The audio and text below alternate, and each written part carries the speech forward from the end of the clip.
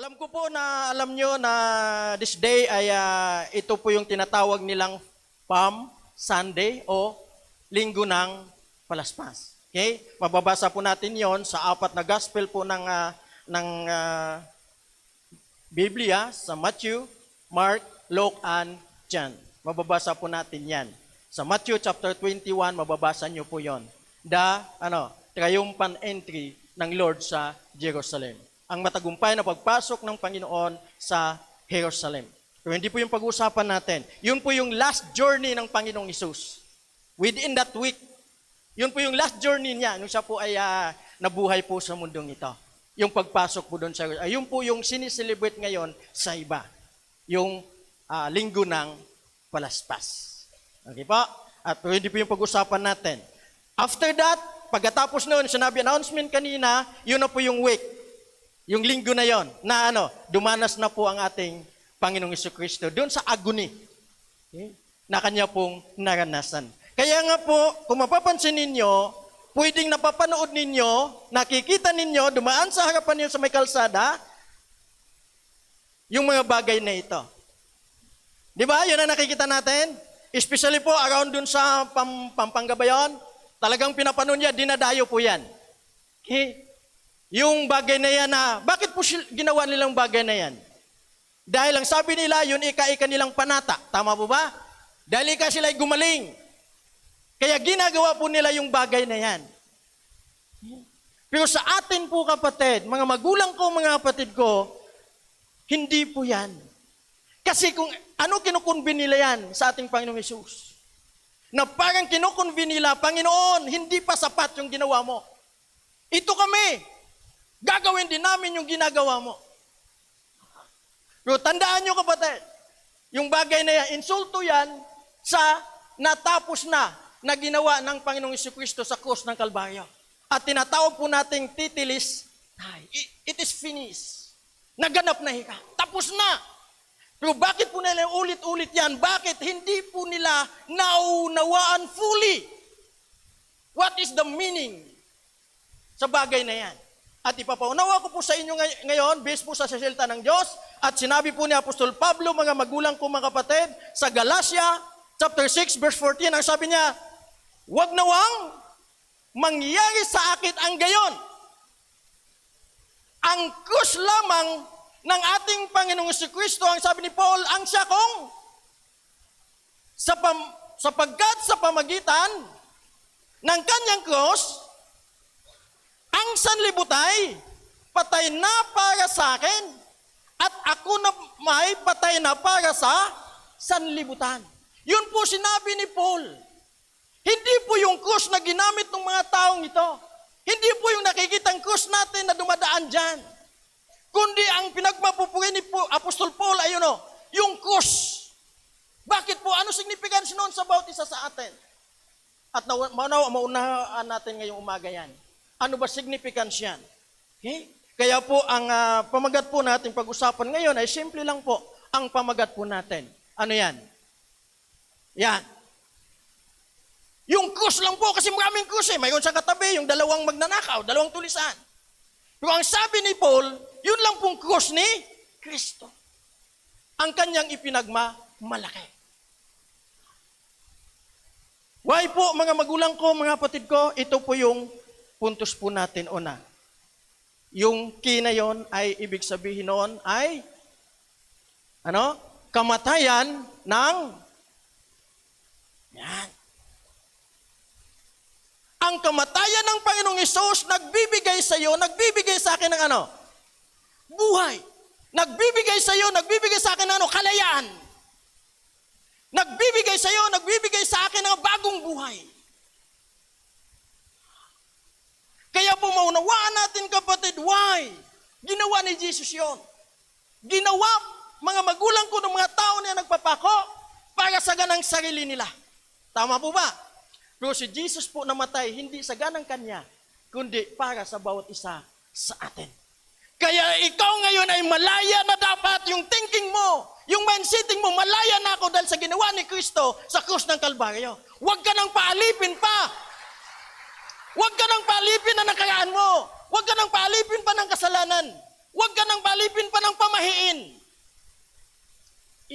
na tayo doon. Doon sa cross ng Calvary na yon. Dinala ni Jesus lahat yon. Para tayo po ay magkaroon ng buhay. At sabi po sa 1 Peter chapter 2, verse 24, sa kanyang pagkamatay saan? Sa cross. Dinala niya. Saan niya dinala? Ang bigat ng ating mga,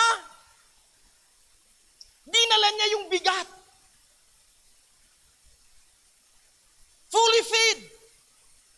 Yun po yung ibig sabihin na it is finished. Yung titilis tayo. Fully paid. Bayad na tayo. Fully. Why? Dinala niya. Saan? Sa cross. Upang tuluyan na nating iwan. May iwanan ba tayo? Yung luma nating buhay, luma nating pagkatao, luma nating kaisipan, luma nating pamahiin na sinusunod pa rin hanggang ngayon. Iwan mo na yon. Ang pagkakasala at mamuhay ayon sa kalooban ng Diyos. Kaya kayo'y gumaling sa pamamagitan ng kanyang mga, iwan na po natin yung kapatid. Kasi the message of the cross is a great wound. Victory. Ang message po ng cross, it demonstrates God's power. It demonstrates God's love. Kaya dapat mapalaya na tayo doon. Wala na yun, kapatid. Sabagay, hindi natin sila masisisi kung hindi pa talaga nabago yung kanilang buhay. Kung bakit pa nila pinaniwalaan pa yung mga bagay na dati rin nating pinaniniwalaan. At salamat sa Panginoon na unawaan mo yung krus na yan. Mamaya maunawaan natin yan. At tayo po ay napalaya doon sa bagay na yan. Lahat ng pinalaya, Amen. Lahat ng pinalaya, pumalakpak ng pinakamalakas sa Diyos. So nawa, pinalaya na tayo. Kaya kahit Bernie Santo, maliligo ka. Kahit Bernie Santo, kakain ka ng karne. Hindi mga kapatid, alipin pa rin kasi tayo dun eh. Pinalaya na tayo dun, kapatid. At ang sabi nga, di ba, sabi doon, ikaw ay bago na ngayon. Namatay siya para sa lahat eh. Upang ang mga nabubuhay ngayon, wag nang mabuhay para sa sarili. Naku nyo, kapatid, pinalaya na tayo dun eh. Namatay na tayong kasama ni Kristo. Kaya wag na tayong paalipin pa. Kundi, para kay Kristo na namatay at muling nabuhay para sa ating lahat. Para sa kanila. Kaya kung totoo talaga tayong malaya, kapatid, nandito ka sa Friday. Tama? Kasi kadalasan nagkukulong tayo sa bahay, bawal lumabas kasi pag Bernie Santo. Tama? Pag nasugatan ako, pag ganito ako, matagal ikang gumaling. Kapatid, sa taong pinalaya, hindi na bawal lumabas ng Bernie Santo, lalo na kung pupunta ka sa gawain ng Panginoon. Amen? Hallelujah! Hindi na po bawal. Why? Kasi ikaw ay bago na. Nakipag-isa ka na eh. Hindi sinabi ni Christ, lahat ng naipag-isa sa akin, wag lalabas ng mahal na araw. Hindi sinabi yan. Lahat ng naipag-isa sa akin ay isa ng bagong nilalang, pinalaya ko na nga kayo eh. Wag na wang matili sa ating mga Kristiyano, kaisipang, Ehipsyano. Yung mga Israelita na yon, na pinalaya na nga sa Ehipsyo, gusto pang bumalik. Pinalaya na tayo doon. Isa na tayong bagong nilalang, wala na yung dati kong pagkatao. Dati mong pagkatao, kundi ikaw yun ay bago bago na. Ako ngayon ay bago na.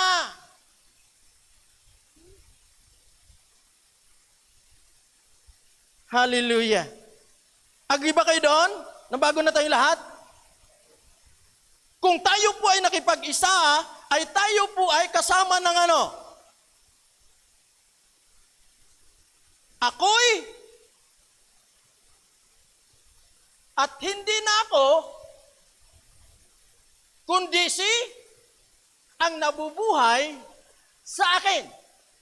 At ang buhay na ikinabubuhay ko ngayon, sa laman, ikinabubuhay ko sa pananampalataya. Ang pananampalataya na ito, kanino? Sa anak ng Diyos, na sa akin ay, at ibinigay ang kanyang buhay, ang kanyang sarili dahil sa akin. Kaya kapatid, kung ikaw ay napako ng kasama ni Kristo, kung ikaw ay nakipag-isa na kay Kristo, kung tayo pong lahat ay na kay Kristo, ipamuhay natin sino? Si Kristo. Hindi na ang saganang atin. Si Kristo na po ang dapat mabuhay sa atin. Okay? Sabay-sabay basahin.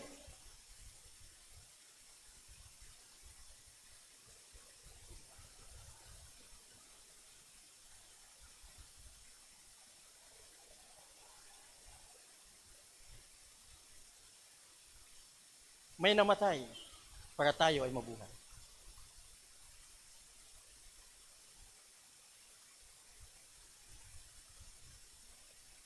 Natili tayong patay ngayon kung walang Hesus na masunurin, namatay sa krus ng Kalbaryo para ikaw at ako ay makasama niya habang buhay.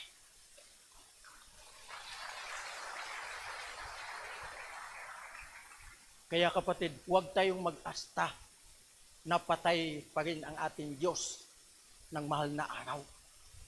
Hindi masamang alalahanin. Katulad nung ginawa natin kanina, yung Holy Communion. Hindi masamang alalahanin. Pero huwag kang mag-asta na parang taon-taon na lang. Tuwing mahal na araw na lang namatay ang ating Panginoong Jesucristo. Minsan lang niyang ginawa yun sa krus ng Kalbaryo. At pinatunayan po niya yan sa bawat isa sa atin. Sarap alalahanin dahil may isang Hesus na matay para sa akin. Pero ang kamatayan pala niya ay bigyan ako ng joy, bigyan ako ng kagalakan, bigyan ako ng kasiyahan, bigyan ako ng kasapatan, bigyan ako ng pananaw na buhay ang Diyos na pinaglilingkuran ko, hindi patay. Tandaan niyo po yun, kapatid. Kaya enough na. We are here to rejoice. This is the day that the Lord has made. And we will rejoice and be glad. Huwag na tayong magmukhang mahal na araw. Magmukha na po tayo ng victory because of what God did to us. Tama po ba? Pakitaan mo naman yung katabi mo, ngingitian mo naman. Ha? Kapatid? Kasi enough reason na may namatay in my behalf. Para ano? Para ikaw at ako ay ano? Magkaroon na ano? Redemption. Remedyo. Ano ba yung remedyo? Sa ating mga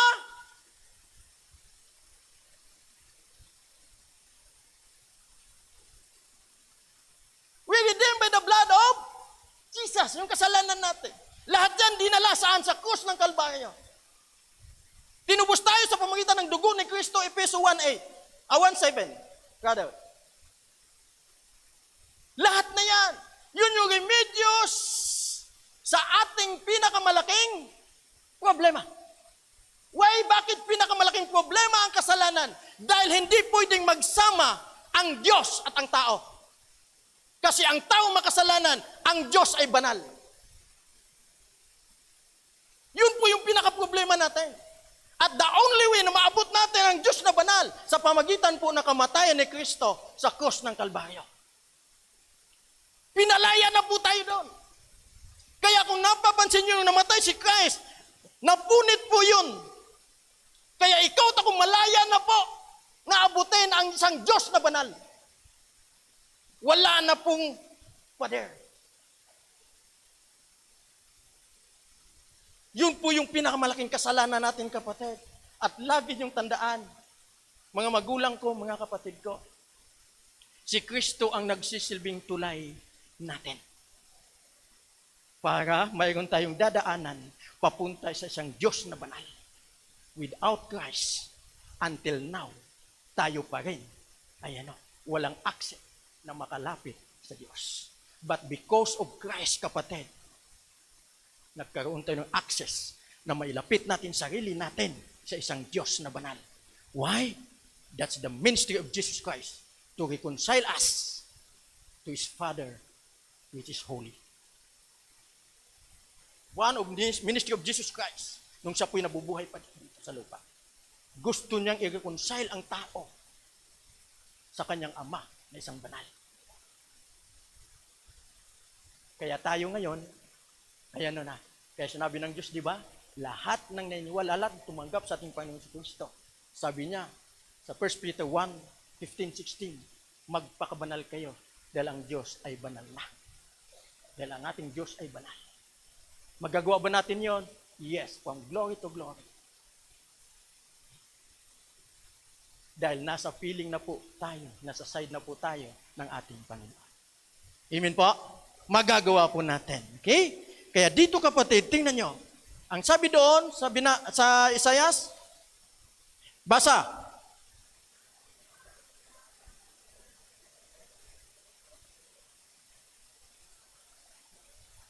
Yan. Ang kanyang paghihirap ay kalooban ko. Sino dito ang ama?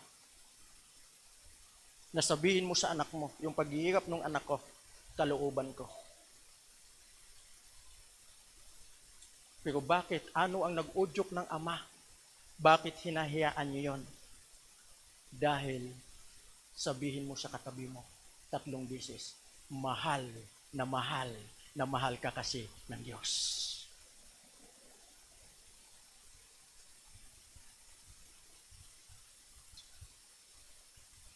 Yan ang reason. Ang kanyang kamatayan ay handog para sa kapatawaran ng ating kasalanan. Sabi kanina, Hebreo 9:22. Diba? Without the remission of His blood, walang kapatawaran ang ating mga kasalanan. Kaya sa pamagitan na yun, sa pamagitan ng pagbubo ng kanyang dugo, ikaw at ako ay nagkaroon ng kapatawaran sa ating mga kasalanan. Dahil sa dugo na yan. Dahil ganun ka, ganun ako, kamahal ng ating Diyos. Lahat ng nagmamahal sa Panginoon in return, peace clap offering sa ating Diyos. Hallelujah. Mga kapatid, sabi dito, sa pamagitan ng anak, ano sabi doon? Tayo'y pinalaya at pinatawad sa ating mga kasalanan. Ulit-ulit lang, kapatid. That's the message of the cross. Binigyan tayo ng freedom. Freedom from what? Freedom for our past. Freedom for addiction. Freedom for the power of sin sa buhay natin. Pinalaya tayo dun sa bagay na yan. Kaya wag na po nating ilagay sa isip natin yung dati nating natutunan, kapatid. Na alam mo hindi kalooban ng Diyos. Okay? Yung mga bagay na ating natutunan noon, na alam naman natin, okay? Na crush tayo doon, na hold tayo doon, huwag mo kainin yan, huwag kainin yan, huwag ganyan ito. Kapatid, isa yun sa pinalaya tayo ng Diyos. Yung Mosaic Law, isa tayo doon sa pinalaya ng Mosaic Law. At until now, marami pa rin nag-hold doon. Isa tayo sa pinalaya doon. Kasi yun ay anino lamang kay Jesus Christ na dumating. At dumating si Jesus Christ and once and for all, dinala niya lahat sa krus ng Kalbaryo para ikaw at ako, ulitin ko po, ay maging malaya dun sa bagay na yan. Nawa, malaya po tayo. Totoo talagang malaya tayo. Okay? Ito po yung isa sa binanggit dito, yung gospel na sinasabi natin. Sapagkat ibinigay ko sa inyo itong mahalagang aral na tinanggap ko rin. Sino? Namatay sa ating mga bilang katuparan ng saad sa kasulatan ko. Ituloy niyo po yan, makumpleto po ang gospel. Siya namatay, siya ilibing, at siya nabuhay maguli. That's the gospel. Matatagpuan po dyan. Siya namatay. Kasi kamatayan lang naman pinag-usapan natin dito. Kasi alam ko, next Sunday, Resurrection Day, tama? Kaya napakalaga kapatid. Dumating kayo Sunday para maunawaan ninyo what is the benefits, what is the significance of His resurrection sa bawat isa sa atin. Para mas lalo niyong maunawaan yung bagay na yan sa speaker natin sa isang Sunday. Kung sino yon, hindi ko po alam. Ito po yung pangatlo. Kasi alam ko dito, talagang hindi kayo sanay na matagal eh. Gusto niyo, mabilis lang talaga eh, dito eh. Yung nature kasi dito. Dito kapatid, sa yung you, ano sabi dyan? You, dun sa cross, unawain. Ito nang, kasi marami pong hindi talaga nakaunawa dyan. Buat sa cross na yan. Hindi ka kasi mapapalaya pag hindi mo talaga naunawaan mo. Yun, yung sinabi ko sa inyo kanina, si Jesus Christ ang nagsisilbing tulay natin. The cross of Jesus Christ. Okay? At wag naman natin gawing literal yan sa Mark 8:34 na kung sino kayong naisumunod sa akin ay limutin niya kanyang sarili, pasanin araw-araw ang kanyang cross at sumunod sa akin. Hindi po sinasabi ng Diyos yun. Nagawin natin literal. Okay? Yan, sabi diyan kapatid, yan, mankind, God, hindi po siya makatawid doon sa isang Diyos na banal, yung buhay, hindi po niya makakamtan yung buhay pag hindi po siya makatawid doon. And only Jesus ang pwedeng gumawa niyon sa bawat isa sa atin. Tama po ba? Hindi po relihiyon, hindi po samahan, hindi po kung saan tayo umaanig. Rather, itong LL yung Christian ministry. Only Jesus. Kasi kahit linggo-linggo pa tayo dito, wala tayong absent kung hindi ka nagkaroon ng personal talaga encounter and relationship with God, with Jesus, with God. Hindi rin tayo makakatawid dun sa buhay na inaasampo natin. Tama po ba?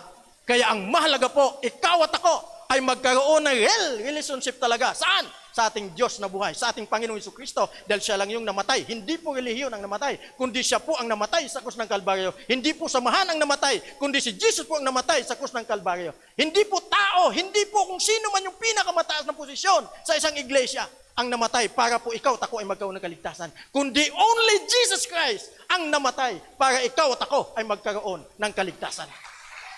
Maliwanag po yun. Siya lang po yung namatay. Di ba? Siya lang, Acts 4:12, walang ibang pangalan na binigay ng Diyos na sukat sa isang tao dito sa silong ng langit. Kundi sino? Si Jesus Christ. John 14:6, no one comes to the Father except through Jesus Christ. Because He is the way, the truth, and the life. Only Jesus.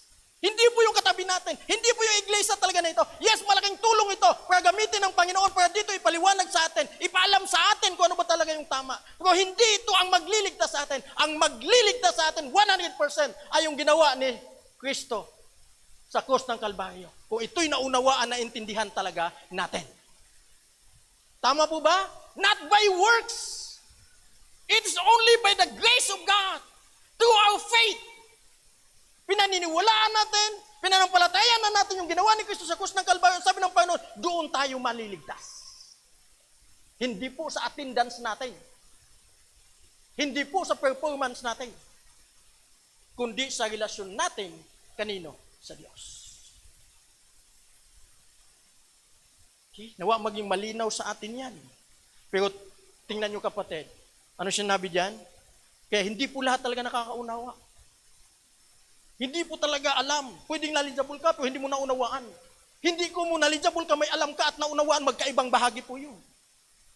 Marami pong tao alam, knowledgeable po, hindi talaga niya naunawaan. Deeply, what is the meaning talaga? Yung bagay na yon. Sa mga napapahamak ang aral tungkol sa pagkamatay ni Kristo sa krus, ay ano? Kahangalan. Ngunit sa atin, na mga iniligtas, ito yan o, it demonstrates the power of God sa buhay po ng bawat isa sa atin. And that's the victory of the cross. Tandaan niyo pa yun. Para sa atin, na pinalaya na naunawaan na. Yung ginawa ni Kristo, hindi po yung kahangalan para sa atin, kundi that's the power of God. Kaya ang sabi ni Pablo, dahil unawang-unawa talaga niya, Roma 1:16 ang sabi doon, hindi ko ikinahihiya ang mabuting balita. Why? Ito ang kapangyarihan ng Diyos na sukat ikaliligtas ng mga Griego, mga Hudyo, yung mga taong wala pang Kristo. At isa tayo doon. Salamat sa Panginoon. Hindi na tayo kabilang sa napapahamak umangmang o hindi nakahangalan sa atin ang pagkamatay ni Kristo sa krus ng Kalbaryo dahil ito ay kapangyarihan ng Diyos para sa bawat isa sa atin. Tanggapin mo, kapatid, yung katotohanan na ito. Dahil ang katotohanan ito ang siyang magpapalaya sa bawat isa sa atin. Hallelujah. Okay? At ito kapatid, tingnan niyo yung dalawang, bakit ko inilagay kanina doon sa image na yun, yung dalawa sa katabi niya. Kasi tayo po ay inilarawan kung alin tayo doon sa dalawang katabi ng ating Panginoong Hesus. Tingnan niyo kapatid yung isa. Basa. Tinuya siya ng isa sa mga, bakit niya tinuya? Kasi hindi niya nauunawaan yung bagay na yan. Tama po ba? Hindi ba ikaw ang Mesiyas? Iligtas mo ang iyong sarili pati kami. Hindi niya naunawaan. Bakit ginawa ni Jesus yon? Bakit nakahangod ako si Jesus? Tuloy natin. Ngunit, pinagsabihan siya ng kanyang, hindi ka ba natatakot? Ikaw ba'y pinarusahang tulad niya? Ang sabi sa verse 41, matuwid lamang na ikaw at ako ay parusahan ng ganito dahil sa ating mga ginawa. Ngunit,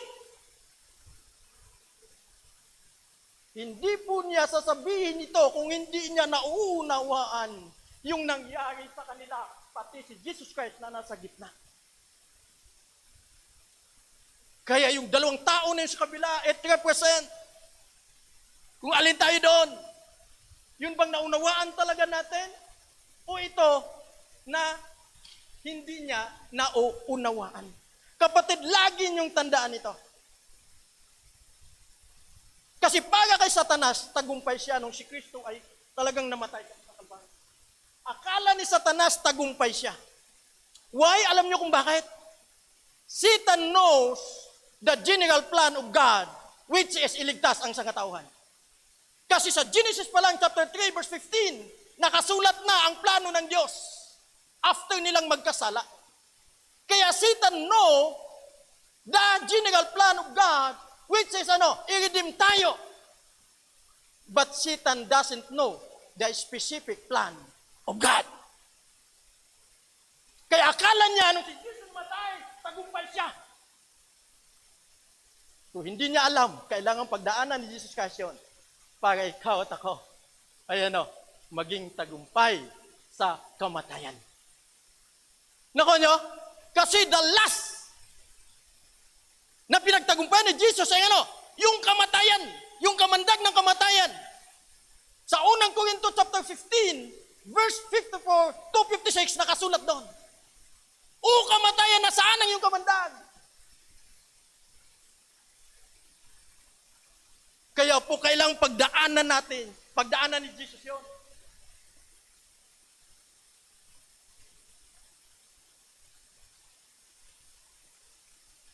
Nawa-maunawaan natin yun, kapatid. Okay? Yung bagay na yan. At ito yung pang-apat, kapatid, yung letter A sa cross. Definitely, dapat sampatalayanan mo yung ginawa ni Christ. Dapat yung faith mo, naka-hold on dun sa ginawa ni Christ. Naka-hold on kay Christ, yung faith mo. Great faith is in faith in Christ. Hindi sa kung kaninong tao. Sa personalidad. Kasi kung minsan, kapatid, pag nandun yung talagang tiwala natin, pagtitiwala natin, dun sa tao na yon, kapatid, yun lang sinusubaybayan natin. Di ba may kung ganun eh? Yung personality, pag hindi halimbawa kung sino yung mga speaker, guest man yan o ganito, pag alam natin, dudumugin natin. Pero pag alam natin na yung parang nagkaroon tayo ng dahilan. Kapatid, mamamali tayo. Dapat yung faith mo naka-hold on sa ating Panginoong Jesus. Kaya kahit sino itatayo ng Diyos, sino man ang itatayo ng Diyos dito, hindi mo yung tinitingnan. Ang tinitingnan mo ay yung pananampalataya mo kay Kristo dahil dapat doon nakapundasyon ang pananampalataya po ng bawat isa sa atin. Wala pong iba, kapatid. Hindi po dapat sa tao. Dapat po sa ating Panginoong Kristo. Pananampalatayanan po natin yung ginawa po ni Jesus Christ. Tuloy po natin. Lucas 23. Yan. Ang sabi diyan, ngunit ang taong ito'y walang ginawang masama. Sabi nung nasa isang gilid ng Panginoon. At sinabi niya, Jesus, ano sabi niya? Ano sabi? Alalahanin mo ako. Ulitin ko po, hindi sasabihin ng isang taong ito kung hindi siya naniniwala, kung hindi siya nanampalataya, kung hindi siya nanalig, na yung katabi niya ay hari. Hindi niya bambagitin. Alalahanin mo ako pag naghahari ka na. So yung isa, nanampalataya, na mayroon siyang kaharian. Kasi walang kaharian na walang hari. Ang sabi niya, alalahanin mo ako kapag naghahari ka na. Isang statement na mayroong pananampalataya.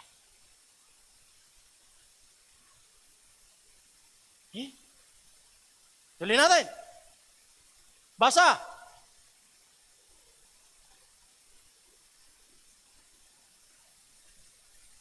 Sumagot si Jesus, ginagrant ba? Ngayon di, isasama kita saan? Tinanggihan ba? Sinupla ba niya yung tao na kinikilala siyang hari? Nanong pala yung hari sa akin? Hindi ako hari. Pinatunayan niya.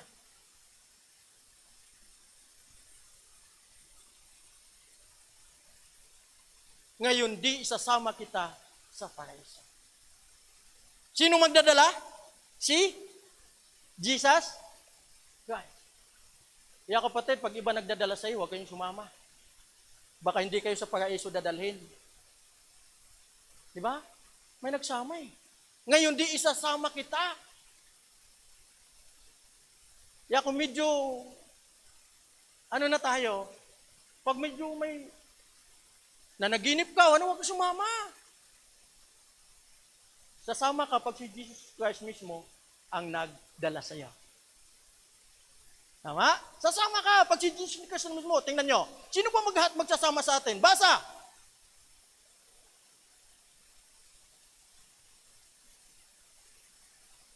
Ang Panginoon ang magliligtas sa akin, sa ating lahat, ng kasamaan. Tama po ba? At siya rin ang sino maghatid? Sino magdadala? Saan? Siya ang magdadala eh.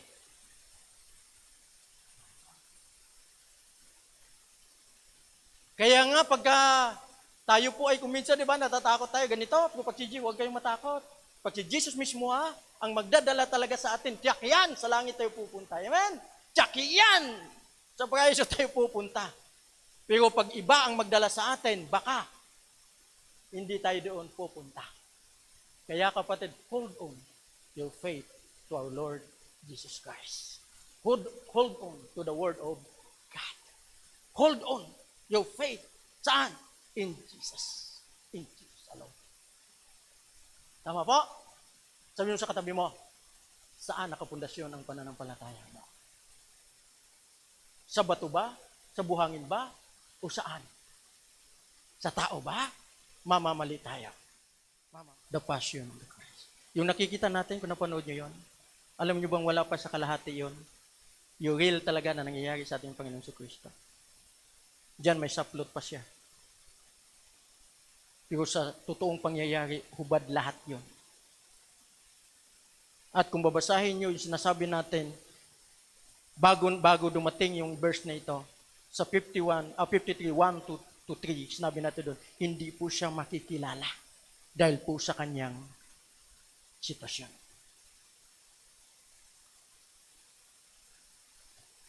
Kung panoorin yung buo yun, sumasama yung laman nun.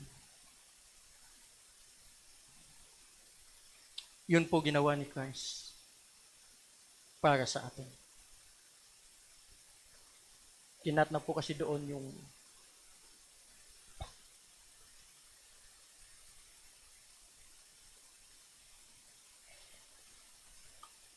sabi, kapatid, tuloy natin sa pagbasa, sinabi ko sa inyo.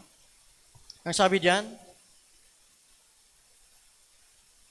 hinamak siya ng mga tao at itinakwil. Nagdanas siya ng sakit at hirap. Wala man lang nagtapo ng sulyap sa kanya. Hindi natin siya pinansin para siyang walang kabuluhan.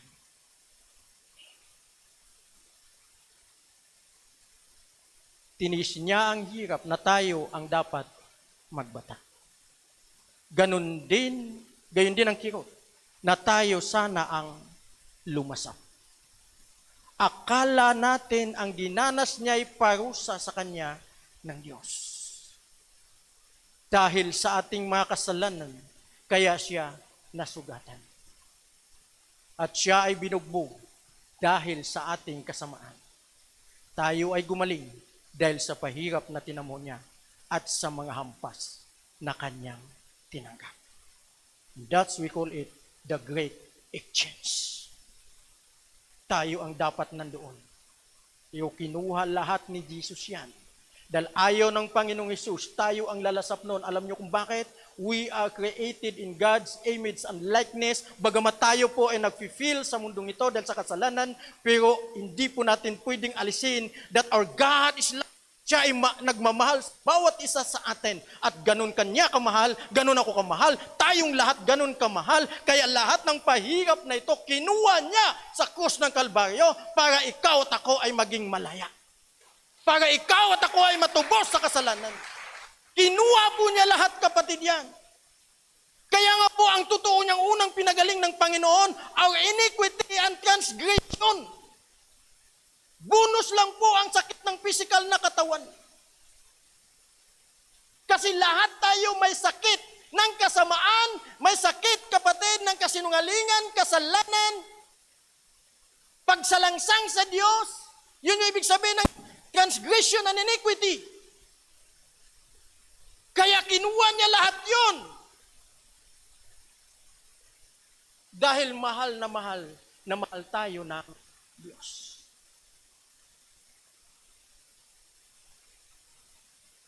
And this is the last verse, kapatid. Tayo pong lahat ay tumayo. Ang sabi po din, basahin po natin. Basahin po natin. Sa pamagitan ng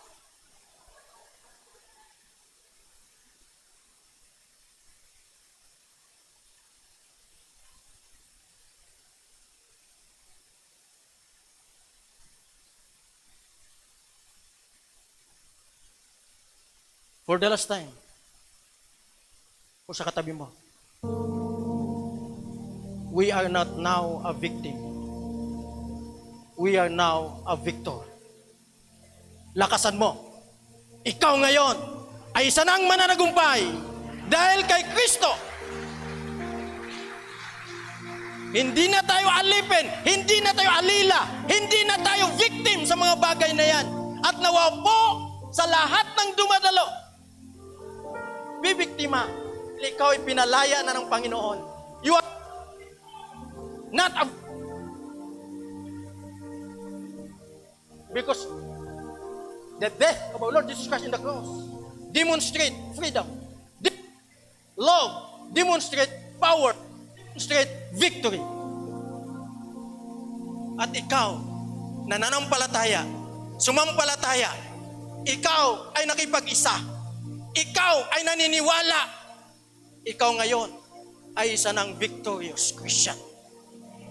Tama po ba? Kaya ang isang victorious Christian, hindi na sa lugo-lugo, hindi na siya, patumpik-tumpik pa. Ang isang victorious Christian, kapatid, hallelujah, nandoon yung boldness niya, nandoon yung excitement niya. Pagdating po sa salita ng Panginoon, yun po yung dala ng kamatayan ni Kristo sa cross ng Kalbaryo. We are now a victorious. Higit na tayong mananagumpay ngayon. Amen? Nanagumpay tayo dahil mayroong sang Isus na nagtagumpay na para sa atin. Just enforce the victory of Jesus Christ in the cross of Calvary. Enforce mo na lang yan, the victory. Because tapos na. It is finished. Naganap na. Tetelestai. Ginawa na ni Kristo ang victory. Kaya kung ikaw ay nanampalataya, kapatid, dapat as a Christian, our journey as a Christian, we are now a victorious Christian. Amen? Hallelujah!